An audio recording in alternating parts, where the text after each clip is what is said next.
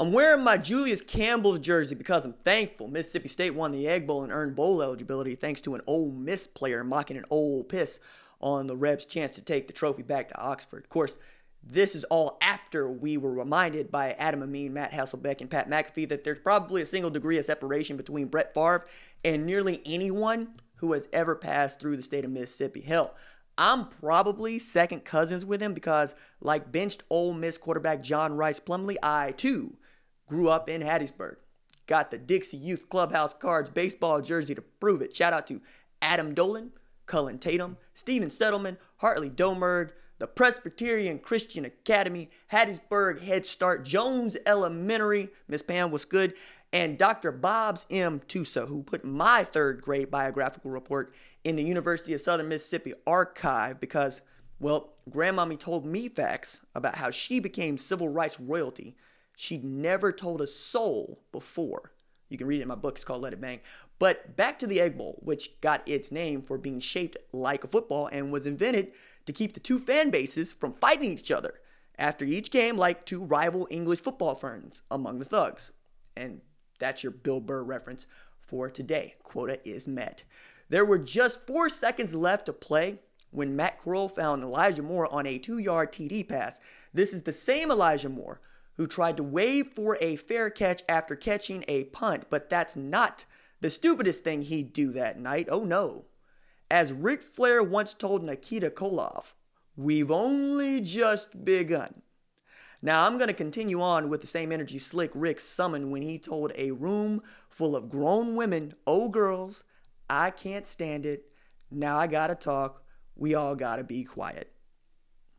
Let me talk like that to my mama or Laurel and I'm liable to get Della Reese'd. And that is a Harlem Nights reference. Quota is once again met.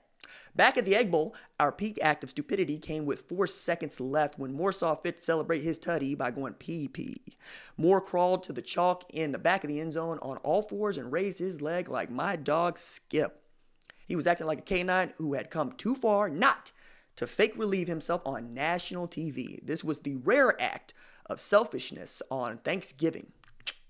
He picked up an unsportsmanlike conduct penalty that comes with going pate. Means the Rebs went from having a chance to win this thing from the deuce to we college football fans saying, you gotta be deucing me. So they didn't go for the deuce, though I imagine Ole Miss head ball coach Matt Luke was too constipated to sit there and scroll Twitter and intermittently grunt. Who's to say if Reb kicker Luke Logan would have nailed the extra point without the extra 15 yards of real estate tacked on the flagship land grant's attempt? We do know he pissed that P-A-T wide right, and then the look on Red fans' face is the same a son gets when he's caught with the toilet seat up while shooting from the logo in the bathtub. Before snatching defeat from the double-jointed jaws of victory, Mississippi had driven 82 yards on 12 plays with a Wild Cheeks 57-yard completion on 4th and 24 with 59 seconds left to play and a second 4th down conversion from the Starkville cowbell banger 4-yard line before Elijah Moore made like Rudy Ray and committed an infamous act of legendary obscenity and inspired the school that gave us William Faulkner to commit to its basic instinct and go with the southern bastard full-bore profanity-laced version of a cry not unlike that of As I Lay Dying. Rebs fans had to feel like their mother was a fish, but the past is not past. In fact, it's not even the past. That's Faulkner quote referencing Elijah Moore's immediate future. Gratitude is a quality similar to electricity. It must be produced, discharged, and used up in order to exist at all. That's Faulkner quote you can deliver to your favorite Rebs fan if you want to get violently kicked in the face after their 4-8 season 2-6 in the SEC West. Between grief and nothing, I will take grief.